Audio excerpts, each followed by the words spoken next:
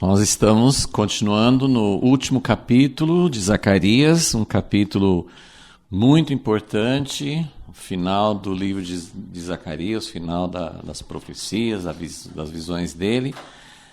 Mas um capítulo não só importante no livro de Zacarias, mas um livro muito significativo em toda a Bíblia, porque fala muito sobre o dia do Senhor. Nós vamos continuar falando, temos falado nas últimas aulas, desde o capítulo 12 de Zacarias, que ele usa muito essa expressão, muitas vezes ele repete naquele dia, nem sempre fala, a maioria das vezes fala naquele dia, mas é o dia do Senhor, é o dia que pertence a Deus, o dia que ele sempre, a gente nunca está negando a soberania, a supremacia de Deus em todas as épocas, ele sempre está sobre todos e pode fazer o que ele quer, mas hoje os dias, o tempo pertence mais ao homem, né? Tem sido mais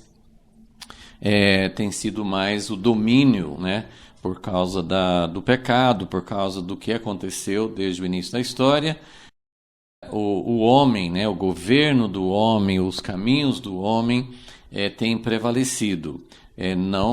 Deus está permitindo, ele nunca perdeu o controle, mas estamos olhando para um dia em que Deus vai realmente retomar todas as coisas. A Bíblia fala sobre quando tudo convergir em Cristo, quando muitas e muitas vezes durante as profecias, no livro de Salmos, tem muitas referências a quando o Senhor governar, quando o Senhor vai ser rei sobre todas as nações.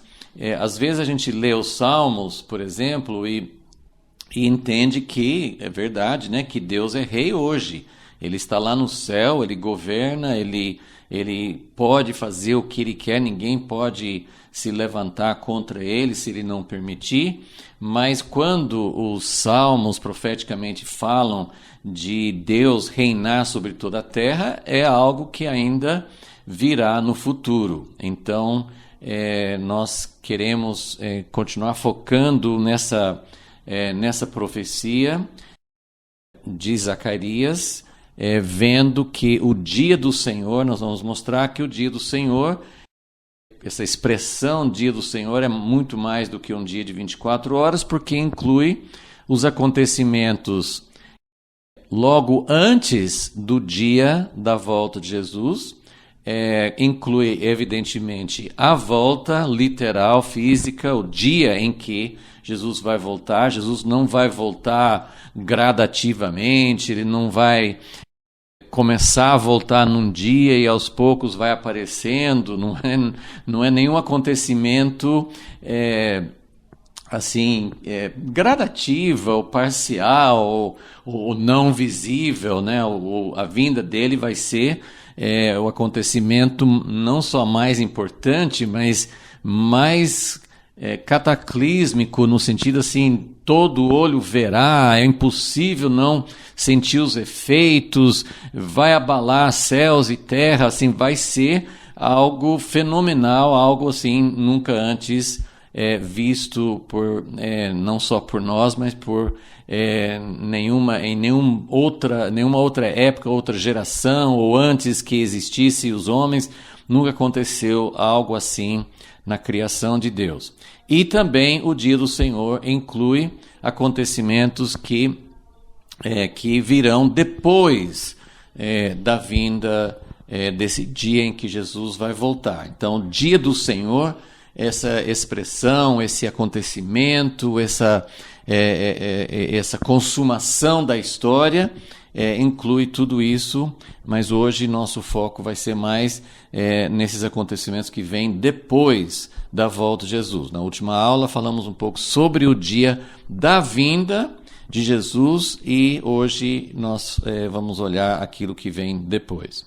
Senhor, nós pedimos a Tua presença, a Tua revelação, queremos não ir além daquilo que o Senhor revelou, daquilo que o Senhor quer nos mostrar.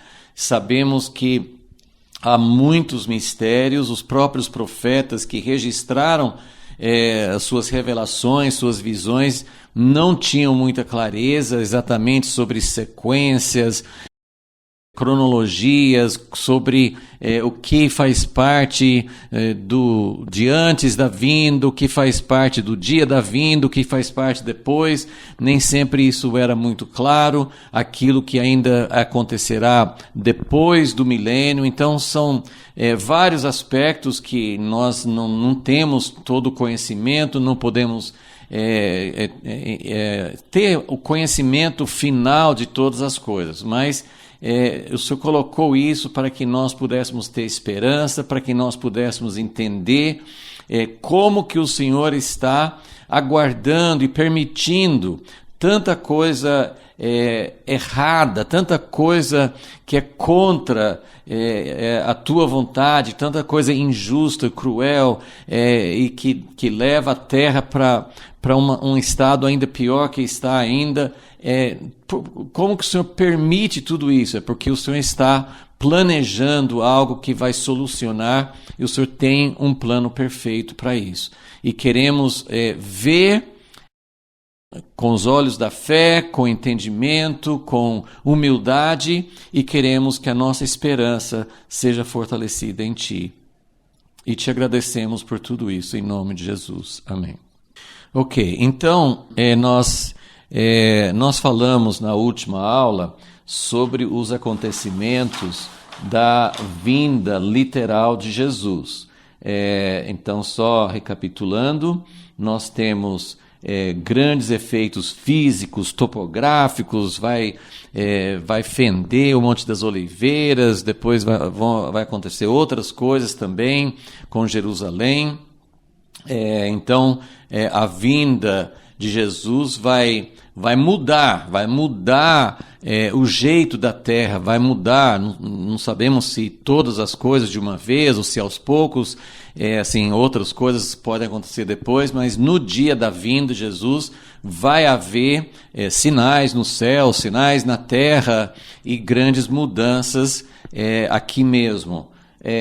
Depois também a vinda dele vai ser no meio, não é que a vinda dele vai trazer trevas, mas a vinda dele vai ser no final de um período de trevas, de angústia, de tribulação, de anticristo, de muita coisa acontecendo. Vai ser também no meio de uma grande guerra. Até a Bíblia fala que o sol vai escurecer, os sinais no céu, né? Então pode haver assim realmente uma escuridão literal quando ele volta, mas ao mesmo tempo o dia da sua vinda vai ser um dia de luz, de uma luz sobrenatural. Então falamos, né, Zacarias fala sobre isso, um dia diferente de todos os outros e que vai até à tarde vai ter luz, porque não vai escurecer. Nessa vinda de Jesus, ele vai trazer uma derrota instantânea, ou pelo menos muito rápida, né? Assim, a vinda dele vai causar uma derrota para todos esses exércitos que estão se levantando contra Israel. Aqui em Zacarias descreve todas as nações vindo contra Jerusalém. Em Apocalipse 19, descreve todos os reis da terra, descreve a besta, né, que seria o anticristo, o falso profeta, todas as forças que se levantam contra Deus. Apocalipse também descreve a grande Babilônia caindo no capítulo 18. Então, mais uma vez, a gente não sabe exatamente a sequência dos acontecimentos, mas a volta de Jesus vai trazer ou vai consumar, talvez algumas coisas tenham acontecido antes, mas vai haver uma derrota muito, muito clara. Não vai ser também uma coisa também assim, aos poucos vão os inimigos vão, assim, uma coisa demorada para serem derrotados. Não, vai ser uma coisa rápida, aparentemente até instantânea. Então, uma derrota muito clara e definida de todos os inimigos. Jesus vai voltar com os seus santos com ele, então isso implica também na ressurreição. Então aqui em Zacarias não fala, mas Daniel 12 fala da ressurreição, e 1 Tessalonicenses 4 e outras passagens falam também da ressurreição, não de todos, mas do povo, dos justos, dos fiéis, né? E eu coloquei aqui esse rio de vida no último item, mas na verdade assim, isso está registrado aqui em Zacarias 14, versículo 8, mas hoje nós vamos falar mais sobre isso, até incluindo como uma das coisas que vem logo depois da volta de Jesus, ok? Então, como nós estamos falando sobre, nós vamos ver aqui no versículo 9, Zacarias 14, 9, ele fala: então o Senhor será rei sobre toda a terra. Naquele dia, um será o Senhor e um será o seu nome.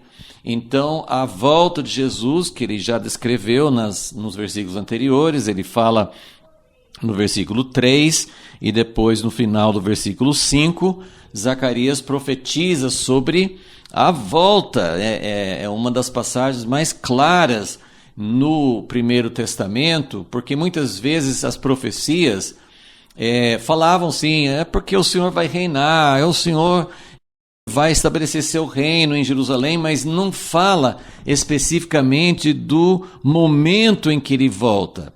Talvez a descrição mais dramática no Primeiro Testamento e praticamente toda a Bíblia é de Daniel 7, quando ele descreve o Filho do Homem vindo com as nuvens do céu, que corresponde à sua ascensão. Em Atos 1, quando ele subiu com as nuvens do céu, então ele vai voltar com as nuvens do céu.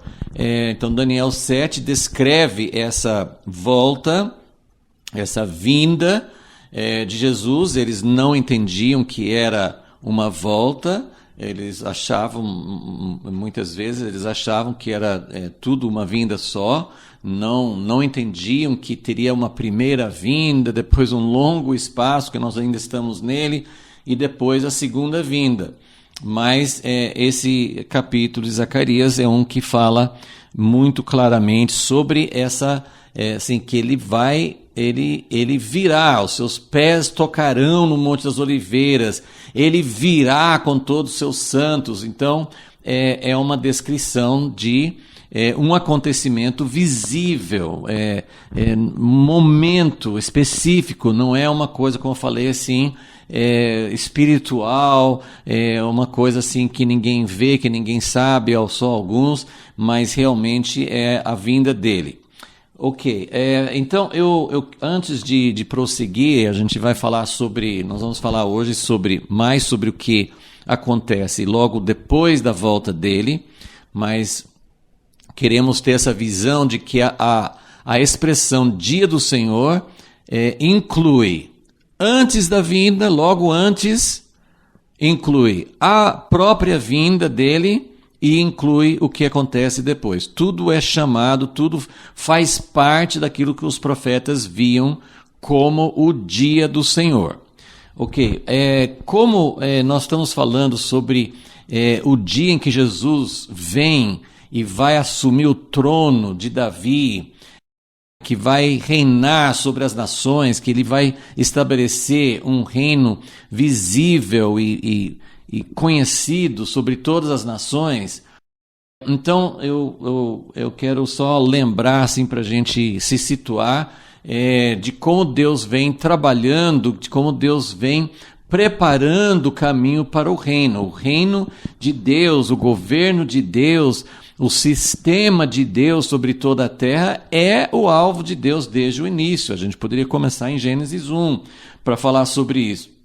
Mas eu só queria mostrar as diferentes fases ou etapas do reino para a gente ter uma visão que os próprios profetas aqui, eles não conseguiam ver, eles não tinham a visão nem desse reino que veio depois da primeira vinda, nem sobre as etapas, todas essas etapas, eles viam tudo como uma sequência, e é uma sequência do reino que Deus começou em Israel. Então, isso aqui seria, para entrar nisso, tomaria muito tempo, mas só queria dar essa visão rápida da história do plano de Deus, que começa no primeiro livro da Bíblia e vai até o último livro da Bíblia. Então, depois do pecado, depois do dilúvio, depois dos primeiros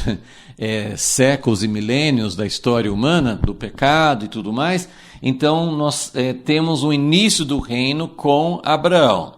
Então, Abraão foi o pai da nação de Israel. Então, nós temos esse período de Abraão em diante, que é o período de Israel, que não aconteceu imediato, levou toda uma história para chegar a multiplicar a nação e chegar na Terra Prometida, e lá dentro da Terra Prometida chegar a Davi, que era realmente a primeira parte do plano de Deus de formar um reino. Então, aqui, esse período de Abraão até na primeira vinda foi o período de Israel, como o reino terreno, um reino visível. Para muitos cristãos, esse reino foi totalmente ultrapassado. Agora Deus não quer mais um reino terreno, mas essa visão aqui vai nos mostrar que sim, essa etapa de Israel não foi só um período assim, de coisas, de sombras, né? Realmente teve a casa, o templo como uma sombra da casa verdadeira de Deus, mas Deus estava estabelecendo nesse período a sua base na terra. E ele nunca renunciou, ele nunca desistiu. Isso aqui não foi simplesmente uma etapa preparatória, mas depois não tem mais nada a ver. A gente precisa enxergar o plano de Deus como sendo, quando ele começou com Abraão, prometeu aquela terra e formou aquele povo, ele estava realmente lançando alicerces, ele estava começando a construção do seu reino.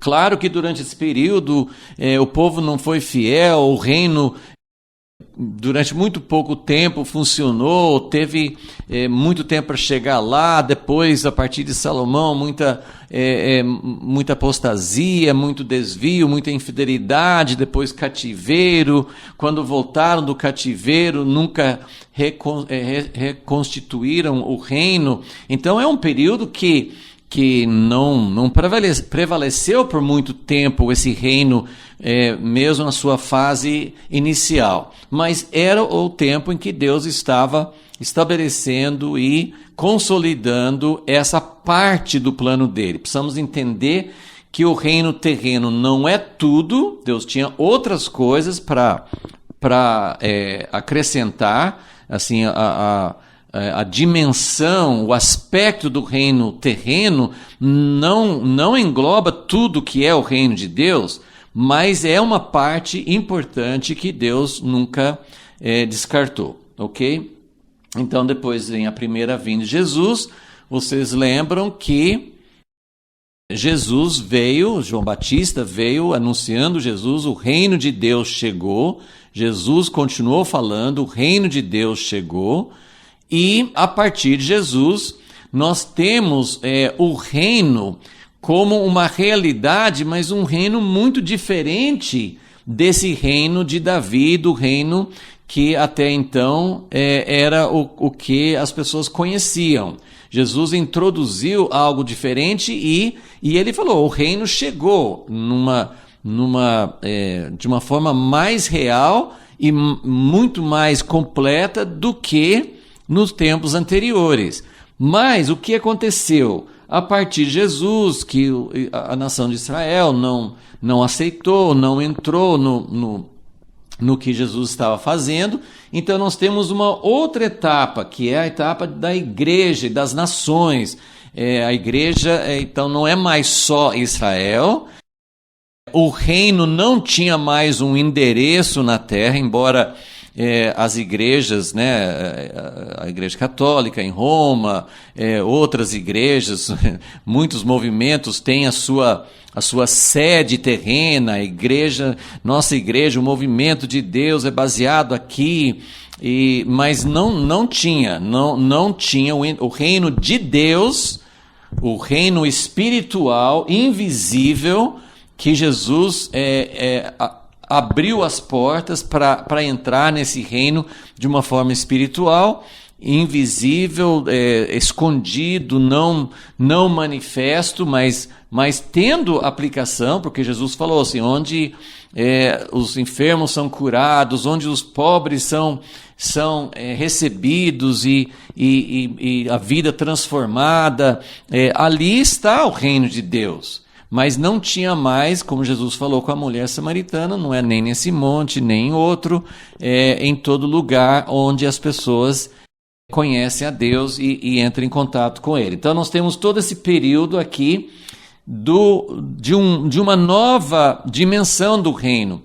Mas já nos nossos dias, Deus tem trazido o entendimento de que a igreja acabou perdendo essa primeira parte do reino simbolizado ou protagonizado por Israel e por um reino, por Jerusalém, e um povo separado e uma terra especial para Deus iniciar o seu governo sobre toda a terra. Então, já estamos numa fase de complementar, de unir essas duas coisas, a igreja das nações e o povo de Israel. Mas aí vem nossa expectativa agora para a segunda vinda. E o ponto onde nós estamos em Zacarias, e por isso que eu achei importante ter essa visão aqui, é que agora em Zacarias ele fala de um tempo de angústia, um tempo de preparação, de purificação, de conversão. Ele fala sobre todas as coisas que vão acontecer antes ou durante a vinda visível e literal de Jesus. Mas aí, logo em seguida, nesse versículo 9, o Senhor será rei sobre toda a terra.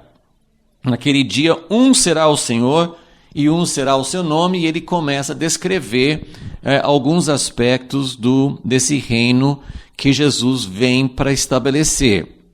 Mas nós vamos ver a seguir que a descrição que Zacarias faz deste reino que vem logo quando Jesus volta e ele começa a reinar, parece que assim, é maravilhoso, o Senhor vai ser rei, mas ele vai ter que, eu estou antecipando, mas está tudo aqui no capítulo 14, ele vai exigir, aqui ele não fala assim de ter uma vara de ferro, mas tem outros textos que fala que Jesus vai reinar, né? Salmo 2 fala que Jesus vai reinar com vara de ferro, ou seja, assim, não é uma coisa... se você quiser, se você tiver vontade no seu coração, quem tiver uma revelação de Jesus, dobre o joelho. Não, como Filipenses 2 fala, todo joelho vai se dobrar, toda língua vai confessar, mas nem todos vão fazer isso de uma forma voluntária. Então, quando Jesus voltar, muitas coisas eu não entendo, estou só me referindo àquilo que nós temos de informação nessas profecias, mas tem muitos questionamentos. Mas esse período que Jesus vem, nem todos os cristãos acreditam que vai ter um reino milenar. Nem todos interpretam dessa forma. Mas se nós olharmos para essa profecia de Zacarias, por exemplo, nós vamos ver que de fato tem algo aqui que Jesus está reinando, mas ainda não está descrevendo aquele reino eterno.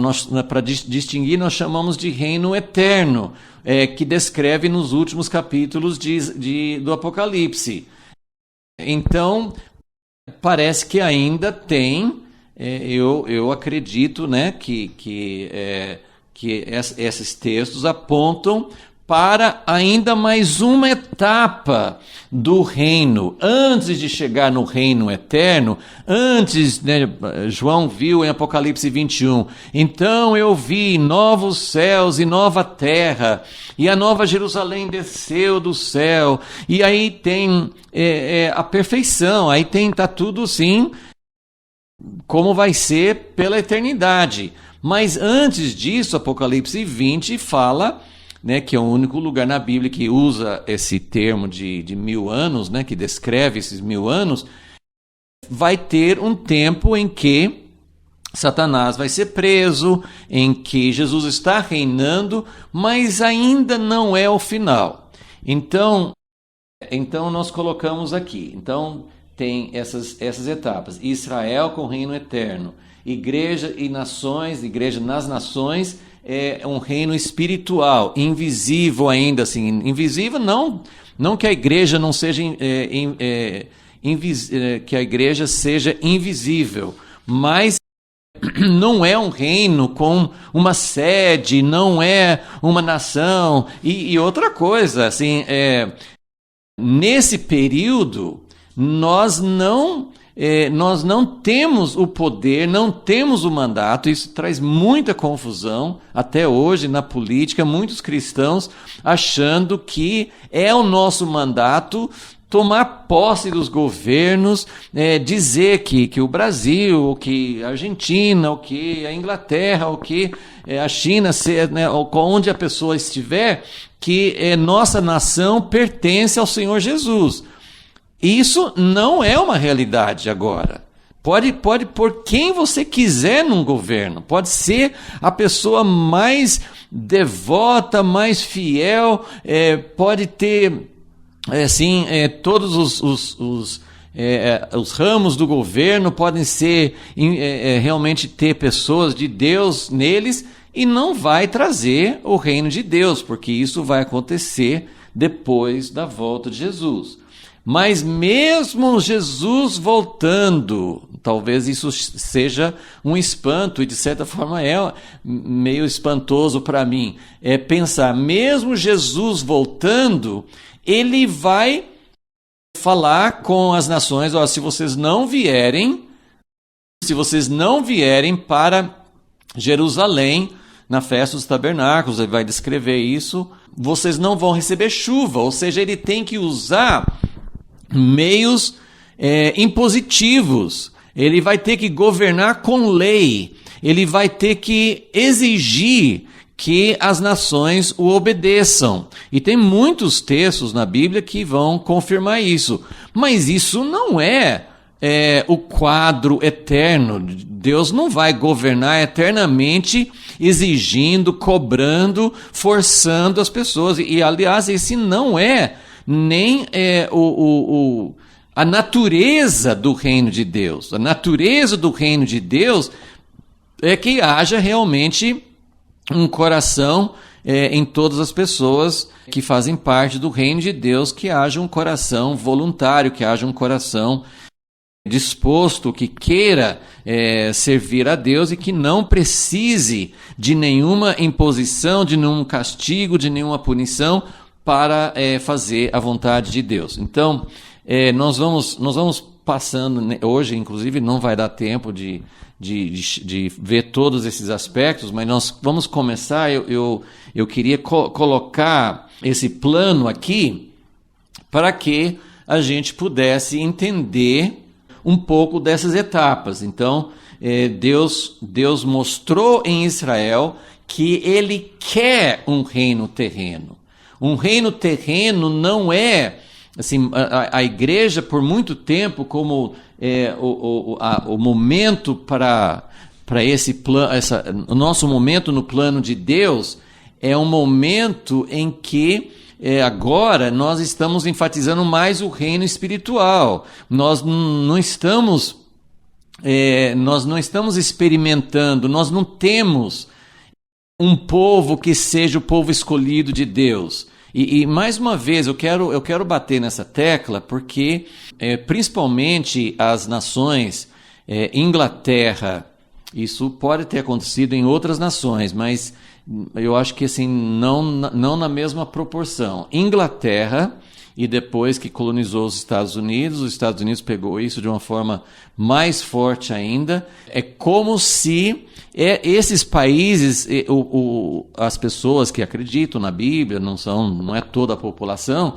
mas tem uma grande parcela da população que acreditou, e alguns acreditam até hoje, que tenha sido, que assim como Israel foi o povo escolhido, que a Inglaterra ou depois os Estados Unidos fossem o país, o povo escolhido de Deus, a nação santa com governos que obedeçam a Deus, e até hoje as pessoas querem voltar para aquilo através da política, tentar implantar essa ideia. E Deus não tem, Deus tem propósitos para cada povo, Deus tem usado diferentes países, dentro do plano dele, são histórias singulares. O Brasil é um país singular, tem um papel diferente, é interessante ver o papel e a função que Deus dá para cada nação, para cada povo. Tudo isso é muito interessante e muito importante. E Deus colocou as raças, Deus colocou a diversidade,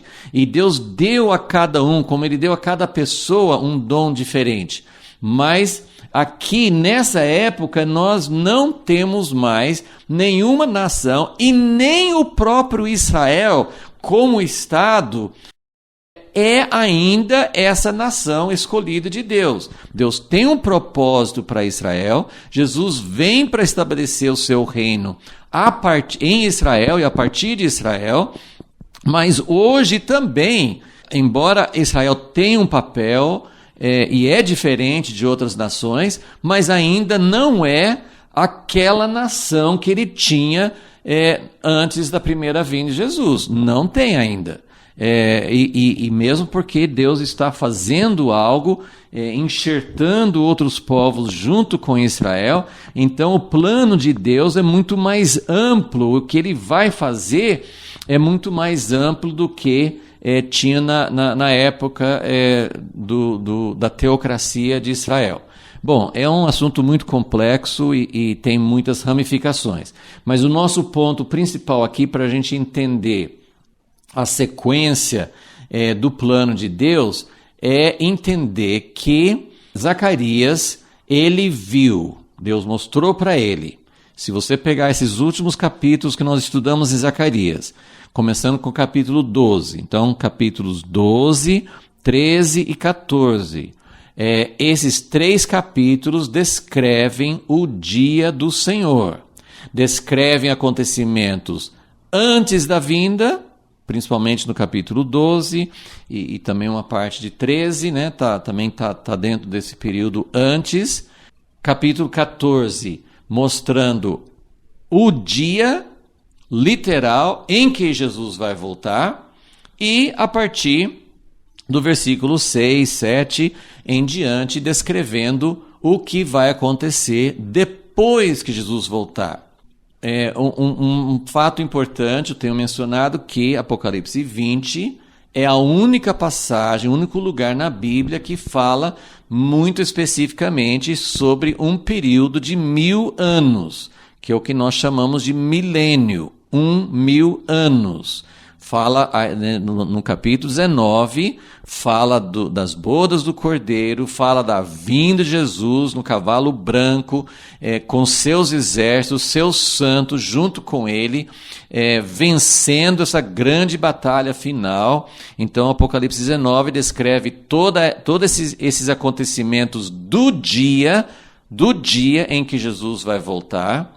E aí Apocalipse 20 fala a respeito desse período de 1000 anos em que Jesus vai governar, inclusive Apocalipse 20 fala que os vencedores, aqueles que passaram pela tribulação, que deram a sua vida, morreram por sua fidelidade a Jesus, vão se assentar em trono junto com Jesus e vão reinar com ele por 1000 anos.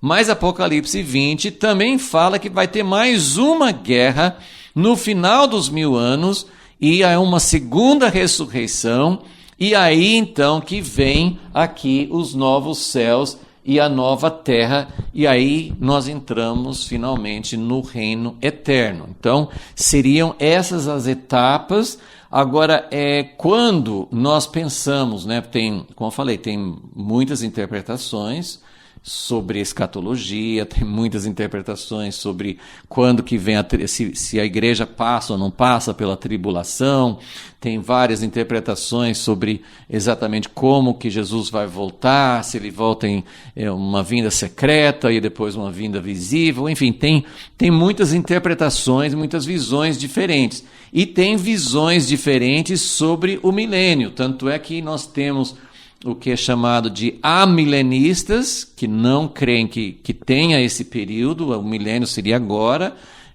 uma coisa mais espiritual, figurativa.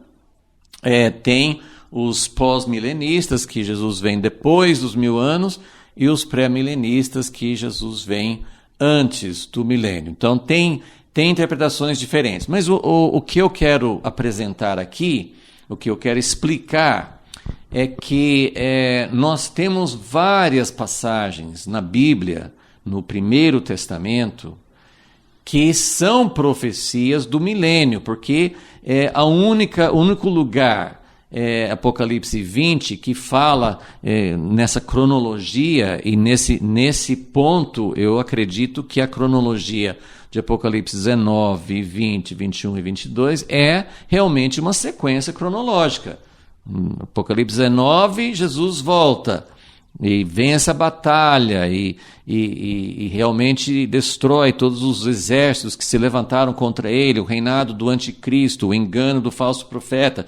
Então, não tem como Jesus reinar na terra, estabelecer um reino sem eliminar, sem arrancar, desarraigar da terra o mal, a raiz do mal.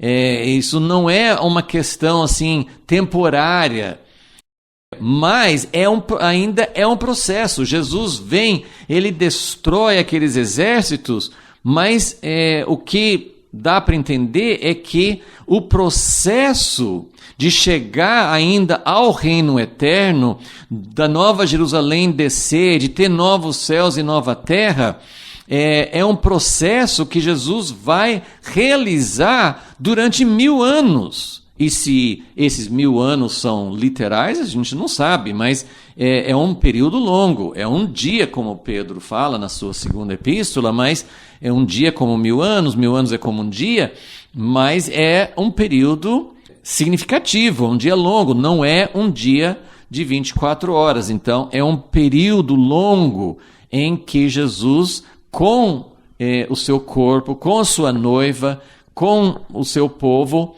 vai efetuar todo um processo de renovação, e tem várias coisas que vão acontecer. Claro que tem muita coisa que nós não entendemos. Mas o que eu quero fazer esse paralelo para mostrar que Zacarias 14, quando ele fala a respeito do que vai acontecer depois que Jesus voltar, ele está falando principalmente a respeito desses 1000 anos. Por que eu falo principalmente? Porque, como eu falei, ele fala a respeito da necessidade de Jesus governar e obrigar as nações. Quem não quiser fazer conforme a determinação dele, vai sofrer as consequências. Isso não é uma descrição do reino eterno. O reino eterno não vai ser assim. Então, tem várias coisas que podem nos dar uma pista de que, assim, quando os profetas falam a respeito do reino, de Deus reinar sobre a terra, tem várias, como sempre, cada um via uma parte, Deus mostrava um aspecto, mas a gente tem que ajuntar. E tem agora aqui um ponto que eu queria colocar assim, muito importante. Nós temos sempre falado, e outras pessoas falam sobre isso também, que os profetas viam a primeira e a segunda vinda separada por já 2.000 anos, nós não sabemos quantos anos ainda faltam, quanto tempo falta, nosso anseio é que Jesus volte breve, mas ele não veio ainda e estamos no ano de 2023. Então, tem todo esse período entre a primeira vinda e a segunda vinda. Mas os profetas viam geralmente como uma coisa só.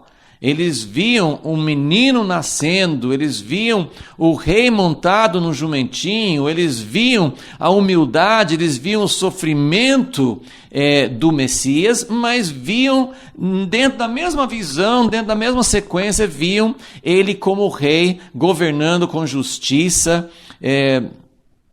Isaías 11, por exemplo, fala de como ele vem manso e como ele é Isaías tem outras passagens de Isaías também que falam a respeito da humildade, da mansidão, do sofrimento, e ao mesmo tempo fala que ele vai governar com justiça e que ele vai resolver a questão da injustiça de uma vez por todas. Então eles viam a primeira e a segunda vinda, eles viam tudo juntos. E agora nós, que estamos entre as duas vindas, nós temos mais condições de diferenciar, de distinguir entre uma coisa e outra. Nós conseguimos mais porque ele já veio uma vez e a gente sabe o que ele não fez, Agora, a outra coisa que os profetas viam, e esse é o ponto que ajuda a gente a olhar para Zacarias 14. Eles viam esse reino milenar e o reino eterno também como uma coisa só. Então, eu vou mostrar isso, assim, só para começar, a gente pode olhar nesse versículo que já mencionamos em outras aulas, Zacarias 14, versículo 6, fala: naquele dia não haverá luz, fala que as luzes naturais, os luzeiros naturais vão se apagar. E tantas profecias falam sobre isso, que o sol vai escurecer e tal. E aí ele fala, versículo 7, será um dia singular, conhecido do Senhor, não será nem dia nem noite. Então ele fala a respeito de um dia que não precisa, que não depende mais da luz do sol. Eu não sei, como nós não chegamos lá ainda, eu não sei dizer assim, isso vai acontecer no dia que Jesus voltar. Eu creio que algumas coisas sim, o sol vai se escurecer, vai ter trevas, depois vai aparecer luz, então tem alguma coisa que vai acontecer naquele dia. Porém, quando é que outros textos falam, principalmente nós temos o livro do Apocalipse que nos ajuda a separar essas coisas.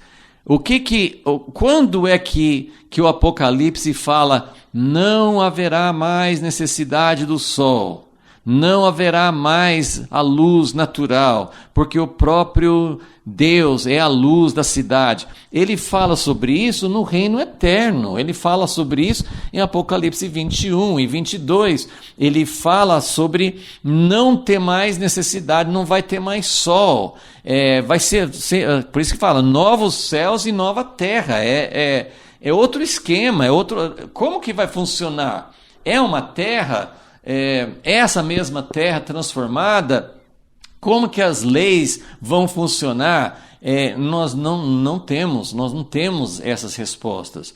Mas o que Zacarias está enxergando é que quando Jesus voltar, haverá abalos, haverá, né, assim, pode ser uma coisa até natural, como um eclipse, mas pode ser uma coisa sem explicação natural. Deus é dono, ele pode intervir nas leis da natureza. Então, vai haver uma mudança, vai haver um abalo, né, de todas as coisas no céu e na terra, vai haver mudanças.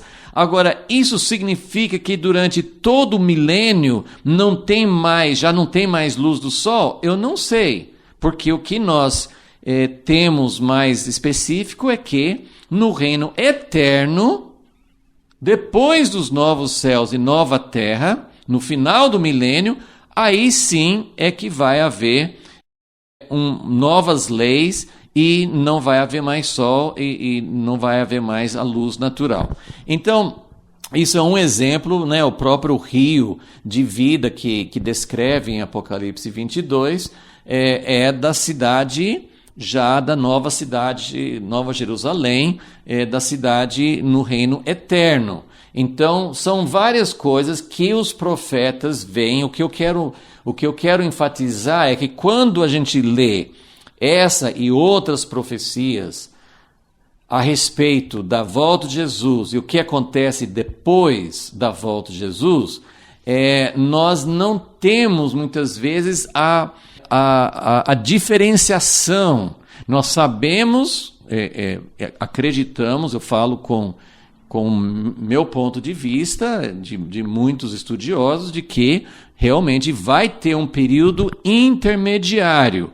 Jesus vai voltar, ele vai reinar, a primeira ressurreição já aconteceu, os seus santos de todas as épocas estão junto com ele, vêm junto com ele.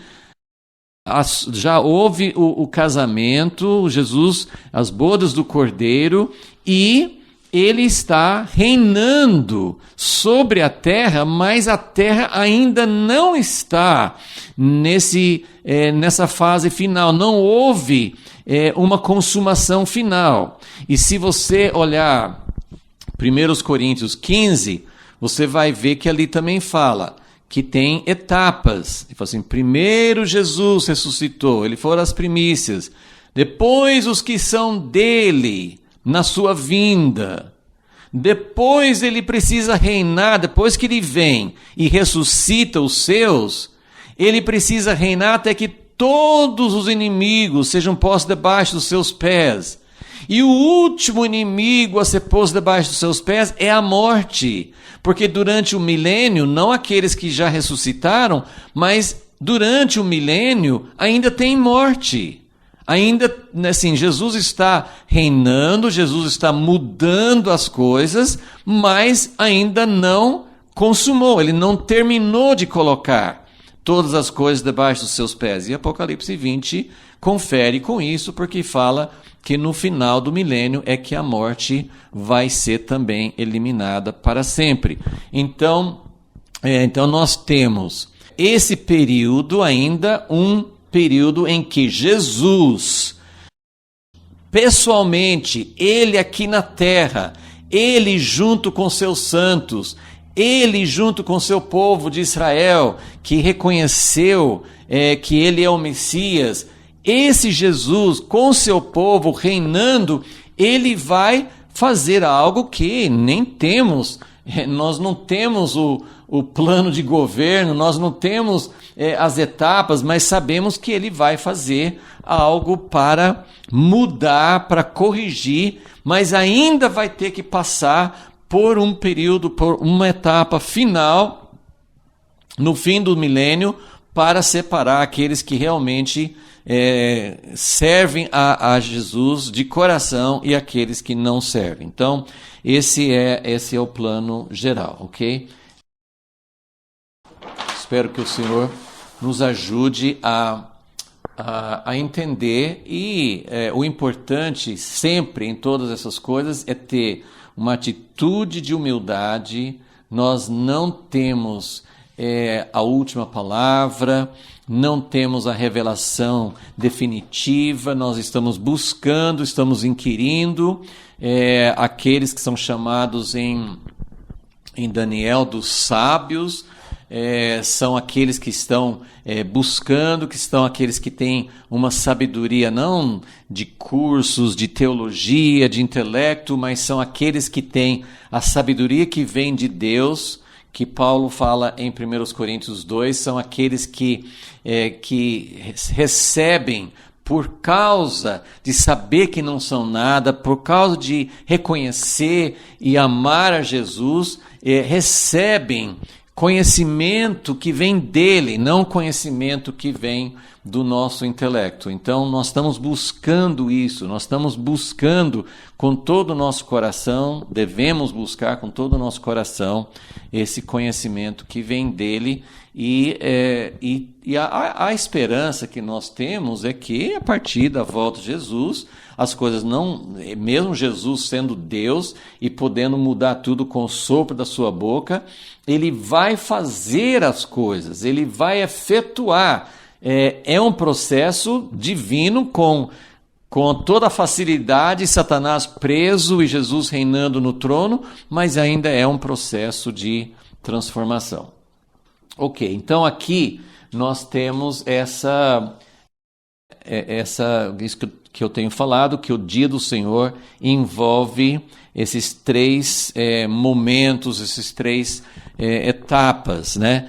Um é o que vem antes da vinda de Jesus. E temos falado sobre isso, né? Só vou citar aqui, mas, como falei, Zacarias 12, 13 e muitas outras passagens paralelas, né? Que falam sobre o tempo da angústia de Jacó. É quando Zacarias fala que Jerusalém vai ser um cálice de atordoamento, que vai ser uma pedra pesada, e tem as coisas que não falam em Zacarias, mas do anticristo, fala do tempo de tribulação, fala do tempo de dores de parto. E eu estou colocando aqui, lembra que essas coisas muitas vezes não são claramente separadas nas profecias, mas assim, eu estou colocando até a conversão e purificação de Israel, que Zacarias 12 e 13 falam, porque é um processo que começa nesse tempo antes da vinda de Jesus. Exatamente quando, em que momento que o povo de Israel como um todo vai olhar para aquele que eles trespassaram, nós não sabemos.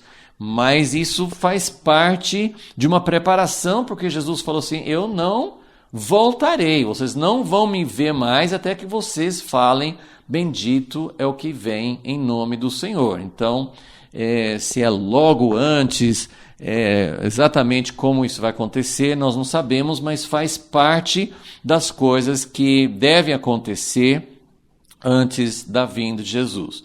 E aí, na aula passada, né, já mencionei isso hoje também, as coisas que são associadas ao dia da volta de Jesus. Então, sinais no céu e na terra, as coisas sendo abaladas, essas mudanças topográficas, terremotos mudando, convulsões na terra, Deus mudando várias coisas, né, que hoje existem vão ser diferentes. E pelo menos as profecias têm mais a ver com o que vai acontecer em Israel, mas talvez aconteçam mudanças radicais em outras partes do mundo. Tem a derrota dos inimigos e a ressurreição dos justos. Então são coisas que acontecem junto, simultaneamente. A própria vinda de Jesus vai causar essas coisas. E agora, então, hoje nós vamos só iniciar, mas hoje iniciando um pouquinho com esse contexto, e nós vamos continuar vendo isso nas próximas aulas. O que acontece, o que Zacarias fala, o que nós podemos aprender sobre o que acontece depois. Esse dia do Senhor inclui como Pedro, né, falou na sua epístola, um dia para o Senhor é como 1000 anos. Então, o dia do Senhor, o dia em que Deus toma todas as rédeas em suas mãos, ele assume o controle, e não só assim, não é uma coisa instantânea, assim que ele vem, instantâneo que ele assume o controle, é instantâneo que ele derrota os inimigos, mas o processo de renovação, de restauração, de implantação do seu reino é um processo que vai, nos parece, levar esse período, esse dia do Senhor de 1000 anos. Ok, então nós vamos retomar então com isso. Só vou falar talvez sobre os primeiros itens aqui dessa lista, mas nosso foco agora então é o que vai acontecer depois da vinda de Jesus. E isso eu acho que fica muito forte se você lê Zacarias 14, vem na sequência dos capítulos anteriores, mas ele fala, no primeiro versículo de Zacarias 14, ele fala: olha, eis aí vem o dia do Senhor. Então aqui que ele usa realmente não só aquele dia, mas ele fala, que dia? O que é aquele dia? É o dia do Senhor, dia que pertence a Ele, dia que Deus vai agir e Ele que vai comandar todas as coisas. Então, vem o dia do Senhor. Só que a primeira parte, e isso confere com muitas outras profecias, os profetas viam o dia do Senhor como um dia de trevas, como um dia de juízo. Tem muitas descrições do dia da vinda de Jesus, o dia específico. Tem a parte anterior, que já é um tempo de angústia, um tempo de anticristo, um tempo de tribulação, um tempo de prevalecer como mais do que antes, né? Assim, 2 Tessalonicenses 2 fala de o mistério da iniquidade, o homem do pecado. Então tem essa maturidade, assim como Deus está formando a noiva que vai ser perfeita, preparada, purificada. Do outro lado, vai ter essa manifestação máxima da maldade, essa frutificação, essa evidência, né? 2 Tessalonicenses 2 fala que aquilo que estava impedindo a manifestação do homem do pecado vai ser removido. Então, Deus ainda tem colocado freios, apesar de tanta coisa ruim que está acontecendo, tem acontecido ao longo, não é só agora, né? Assim, estuda a história. Se você olhar as guerras, os opressores, os ditadores, os homens, como eles têm feito coisas horríveis, né? E não só os governantes, né? A maldade, né? Como no tempo de Noé, a maldade vai crescendo, mas quando você pensa que Deus ainda não removeu, Deus ainda não tirou os freios, Deus não tirou os obstáculos, porque os governos que são muitas vezes ruins são ocupados por pessoas más, mas o próprio Paulo fala em Romanos que o governo, ele falou numa época que tinha um governo muito ruim, né, de Roma, pessoas muito cruéis, muito assim, intolerantes e que não estavam governando para o bem do povo. Mas ele falou assim, os governos humanos são para castigo das pessoas, mas é para controlar, para segurar a maldade. E é claro que os governos têm desempenhado esse papel. Não muito bem, mas têm desempenhado. Seria muito pior sem governo.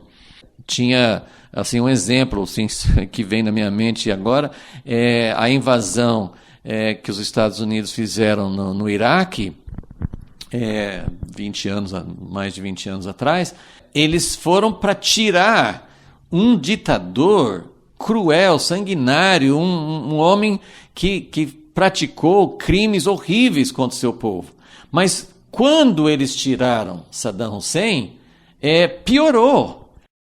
deu abertura para o Estado Islâmico, para facções, então virou uma anarquia. Isso já aconteceu na Iugoslávia, já aconteceu em vários outros países. Quando tira um ditador, quando ele morre, quando acontece alguma coisa, muitas vezes fica pior depois. Então nós temos uma situação hoje em que tem muita maldade nos governos e na sociedade em geral, mas ainda tem algo ali, tem os governos que impedem a anarquia total, que impedem que a maldade chegue no seu auge, na sua manifestação plena, na plenitude do pecado. Então, o tempo antes da volta de Jesus é um tempo escuro, é um tempo em que Deus vai purificar seu povo, como ele fala em Zacarias 13, ele vai purificar, mesmo no meio de uma situação muito angustiosa, mas isso tudo está preparando o caminho para a volta de Jesus. Então, o que eu quero mostrar aqui, queria chamar a atenção, que os primeiros 5 versículos de Zacarias 14, então ele fala, eis aí vem o dia do Senhor. E ele começa a falar de coisas ruins, né? Que as nações vão tomar conta de Jerusalém, vão dividir, vão saquear a cidade, as casas, vão violentar as mulheres, vão levar muitos para o exílio. Mas depois ele começa a falar assim, então o Senhor sairá no meio dessa situação calamitosa, trágica, horrível. Jesus vai voltar como homem de guerra, vai sair à guerra. Então, quando nós associamos, e esse talvez seja assim, um ponto muito dos mais importantes da aula de hoje, assim, é pensar que Jesus vem, sim, para derrotar os ímpios, para derrotar os exércitos que se levantaram contra ele, para derrubar todos os sistemas humanos, todo o governo humano, todo o sistema que fundamentalmente, mesmo tendo alguns aspectos bons, todos os sistemas humanos, eu tenho falado isso insistentemente nessas aulas, que governos políticos de direita, de esquerda, de centro, mas não só política, nós temos também o sistema que governa cultura, nós temos o sistema que governa a economia, o capitalismo, ou seja, socialismo, seja comunismo, seja qual for o sistema econômico, os sistemas também, né, é a grande Babilônia. E aí você pode continuar e falando sobre todas as áreas, mídia, cultura, educação, ciências, artes e assim por diante. Então, quando Jesus volta, por isso que muitas descrições no Novo Testamento, no Primeiro Testamento, muitas descrições são de juízo, que Jesus vem para julgar. E nós temos que reconhecer que isso é necessário, mas o que eu quero mostrar também é que ele fala, versículo 3, que o Senhor sairá, ele vai pelejar contra as nações, ele vai abrir uma rota de escape.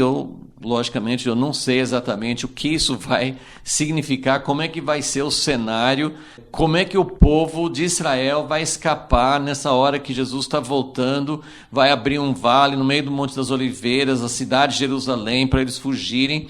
A gente não sabe muito como que isso vai ser, mas ele assim, começa a mostrar que a vinda de Jesus é para trazer o fim à Babilônia, o fim aos sistemas humanos, mas é para trazer libertação.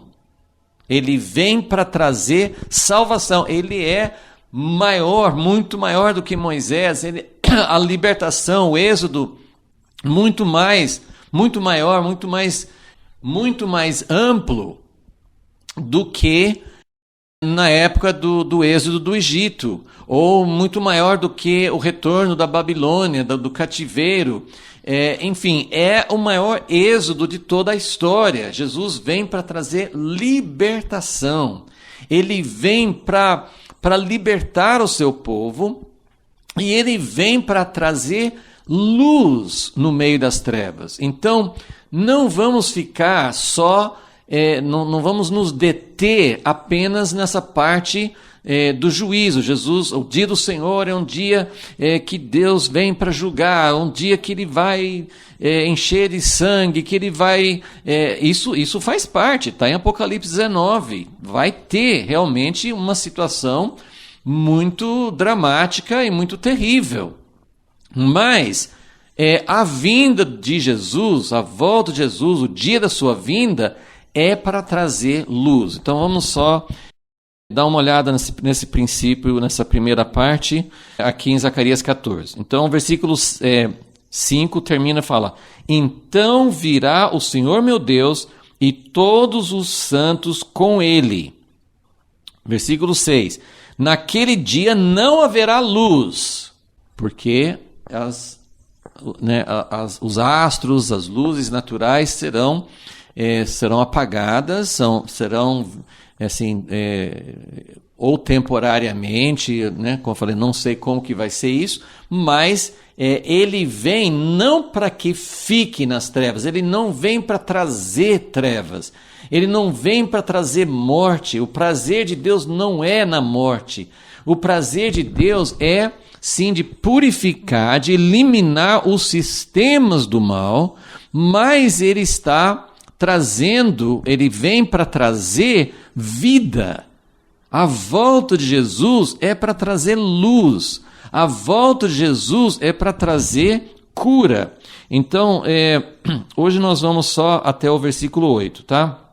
Então, versículo 7 nós já comentamos, mas eu queria chamar a atenção mais uma vez. Zacarias fala assim que esse dia, ele está falando do dia literal em que Jesus vai voltar, e ao mesmo tempo ele está introduzindo um dia de 1000 anos. Então, o versículo 7, ele está falando, acho que mais a respeito do dia que o próprio Jesus falou assim: ninguém sabe do dia, da hora, só o Pai. Então, esse dia é um dia singular, é um dia diferente, é um dia conhecido somente por Deus. Só Deus sabe quando será e só Deus pode fazer esse dia acontecer. Eu achei tremendo a maneira como esse versículo apresenta o dia. Será um dia singular, conhecido do Senhor. É um dia de Deus, é um dia que pertence a Ele. É um dia que Ele fez. A gente costuma falar assim: este é o dia que o Senhor fez. Todos os dias são dias feitos por Deus. Mas esse dia, especialmente o dia da volta de Jesus, é um dia muito especial. Não será nem dia e nem noite. Então, até falamos que é semelhante ao dia que Deus criou, assim, o primeiro dia da criação. Não tinha sol, não tinha estrelas, não tinha astros, mas era um dia que tinha luz, a luz que veio de Deus. Então, só que aqui é diferente do primeiro dia da criação, porque no primeiro dia da criação tinha a tarde e a manhã, ele separou entre luz e trevas. Esse dia é um dia de uma criação diferente. Esse dia é o dia de uma nova criação. Esse dia é um dia que introduz o reino de Deus. É um dia que apresenta Deus, que apresenta os feitos de Deus, que apresenta a presença de Deus. Então, é um dia singular, é um dia diferente. Algumas traduções falam que é um dia contínuo, mas é um dia errado. É um dia em que Deus ajuntou tudo e formou um só. É um dia que vai agrupar, que vai reunir em si todo o tempo de 1000 anos de eternidade. Na verdade, assim, ele está até olhando para o dia em que não vai ter mais tempo, o dia em que não vai mais medir 24 horas, não vai ser mais tarde e manhã formando o dia. Então, esse versículo aqui é bem significativo, bem interessante, né? Porque é um dia singular, conhecido do Senhor, só Deus conhece quando, mas só Deus sabe, também é conhecido por Ele, porque é Ele que faz. Eu até li na última aula como ele fala que o sol, no dia que Deus curar seu povo, está em Isaías 30, que o dia em que Deus, 30 versículo 26, nós lemos na última aula, que nesse dia a luz do sol vai ser 7 vezes mais. E tem outro texto em Isaías 24 versículo 23, em que ele fala assim que quando Deus vem para reinar, o sol vai se envergonhar, porque a luz de Deus é tão mais forte que o sol vai ficar envergonhado, é como uma velhinha no meio de um holofote forte, né? Assim, se nem nota a presença, não faz diferença nenhuma. Então, esse é o dia que Deus está preparando.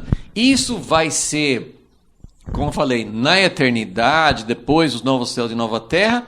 Isso já vai acontecer durante o milênio, isso eu não sei dizer, mas a volta de Jesus é um dia que abre, que muda, que termina a história, que começa um dia que não tem fim, né? É um dia diferente. Então, esse é o primeiro aspecto, assim, do reinado de Jesus, que ele vem para introduzir uma nova época, um novo sistema, novos princípios e para chegar nos novos céus e nova terra. Então, será um dia singular e quando a tarde chegar vai haver luz porque vai continuar. E isso é a descrição que nós temos em Apocalipse. E agora, hoje nós só vamos mencionar mais uma vez esse rio, né? E eu acho muito interessante, muito importante nisso que eu estou falando, que Jesus ele vem para erradicar o mal, para eliminar esses exércitos, essas forças que se levantam contra Deus,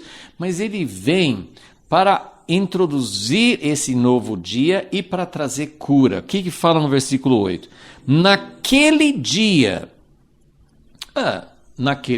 quando Jesus voltar, ele mudou a topografia, ele derrotou os inimigos, ele vem naquele dia, a partir do dia da vinda de Jesus, até coloquei naquela outra folha, coloquei como um dos aspectos da vinda de Jesus, do dia da sua vinda, mas também faz parte desse dia de 1000 anos, porque esse rio ele é mencionado muitas vezes em associação com o reino eterno, e como eu falei, assim, muitas vezes os profetas não faziam distinção, eles não conseguiam ver o que é o reino milenar e o que é o reino eterno, mas pense na visão. Eu não tenho tempo agora para ler, mas todos conhecem, né, uma passagem muito conhecida em Ezequiel 47. Ezequiel recebeu toda uma visão de um templo que muitas pessoas entendem que vai ser o templo. Eu não sei como que vai ser Jesus em pessoa aqui na terra. Ele vai ter um templo, vai construir um templo em Jerusalém. Mas Ezequiel recebeu toda uma visão a respeito de um templo diferente, semelhante ao templo de Salomão, mas um templo diferente. Não foi o templo de Zorobabel, não foi, né, nem o primeiro, nem igual ao primeiro, e não foi o segundo templo. Vai ter essa é uma parte que realmente eu não tenho luz sobre isso. O anticristo vai permitir a construção de um templo em Jerusalém, mas vai ser um templo do anticristo. Depois que Jesus voltar, tem um outro templo, não sei. Mas Ezequiel fala a respeito de, né, tudo indica que é o reino milenar que Ezequiel está vendo, capítulos 40 a 48. 9 capítulos do final de Ezequiel descrevem esse templo e fala de restauração, fala da glória de Deus voltando para Israel e fala de um rio que sai debaixo do limiar da porta do templo e que vai crescendo, começa rasinho e vai subindo até os joelhos, até os lombos, depois encobre uma pessoa, um rio profundo, e um rio que vai trazendo cura. E é a mesma ideia, o mesmo tema de Apocalipse 22, que tem um rio que sai do trono de Deus e que leva cura para todas as nações. Então isso é fantástico. Se lá está levando cura, e aí também entra nessas coisas que nós não entendemos muito, no reino eterno ainda precisa de cura, as nações vão precisar de cura. Tem árvores frutíferas com fruto diferente para cada mês, fala em Apocalipse, mas Ezequiel também tem essa visão, e é um rio que chega até ao Mar Morto, a ideia de águas paradas, águas, todo lago, todo corpo de água que é parado assim, são águas, num certo sentido, são águas mortas, porque elas não estão correndo.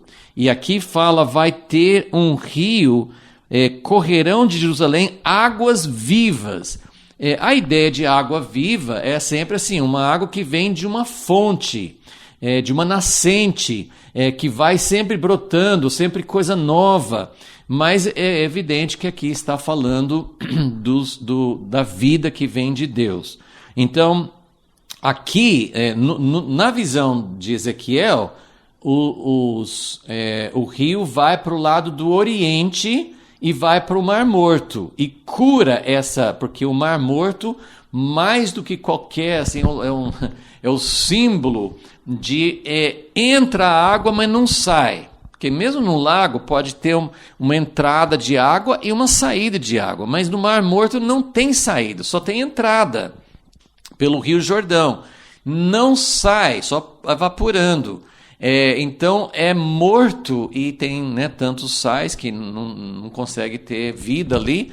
E esse rio que sai do trono de Deus, aqui também fala, correrão de Jerusalém águas vivas. Aqui fala assim, metade para o Mar Morto, para o Oriente, e metade para o Mar Mediterrâneo, que no Ocidente. E é a mesma ideia do Jardim do Éden, que saiu um rio, separava em 4 braços, simbolizando as 4 direções para alcançar toda a terra. Então, Jesus vem para gerar a volta de Jesus. Aqui fala assim, naquele dia sai água, começa a fluir água. Jerusalém não tem rio. Jerusalém é uma cidade que não tem rio. Tem uma nascente, eles têm uma fonte de águas ali, mas de cidades antigas, as cidades mais famosas, sempre eram fundadas perto de um rio. Jerusalém não foi. Jerusalém é em cima de um monte, não é muito alto, mas é um monte, então ali poderia sair um rio, mas não passa um rio por Jerusalém. Então Jerusalém natural não tem essa fonte de água. Mas aqui, na volta de Jesus, ele vai elevar Jerusalém até mais alto do que antes, mas vai ser uma nascente de águas, vai ser uma nascente de rios. Então, vamos terminar com esse foco, que a volta de Jesus tem o aspecto de juízo, tem o aspecto de derrotar os inimigos, tem o aspecto de eliminar todo o mal da terra, mas ele vem para trazer vida.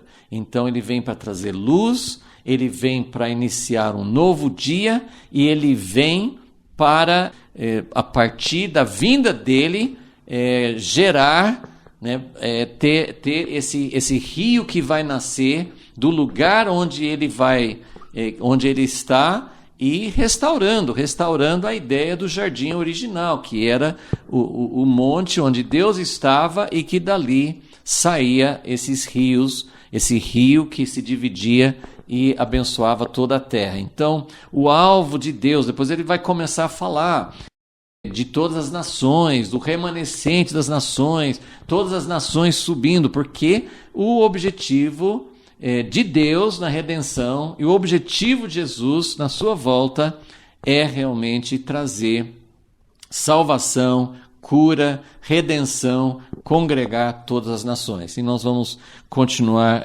desenvolvendo, entendendo um pouco mais sobre o que Jesus vai fazer no seu reino. Senhor, nós estamos aqui, Senhor, nos sentimos muito, muito pequenos, muito incapazes de entender, e nem é o teu objetivo nos explicar tudo o que vai acontecer, em qual sequência, como é que vai ser. Nossa mente quer saber, nós queremos imaginar, queremos ter uma visão do que o Senhor vai fazer nesse reino maravilhoso, mas E o Senhor nos deu várias descrições, o Senhor nos deu várias profecias e visões que podem nos ajudar a entender o que o Senhor vai fazer. E é isso que nós queremos alimentar dentro de nós, diante de tanta coisa errada, diante de tanta maldade e corrupção e degeneração e o mundo indo cada vez para um lugar mais distante de ti. Nós queremos ter essa visão de que o Senhor vai trazer de volta, o Senhor vai curar, o Senhor vai levar um rio para curar todas as nações, e nós ansiamos por isso e esperamos isso, que isso seja realmente uma razão de viver para nós. Pedimos isso em teu nome. Amém.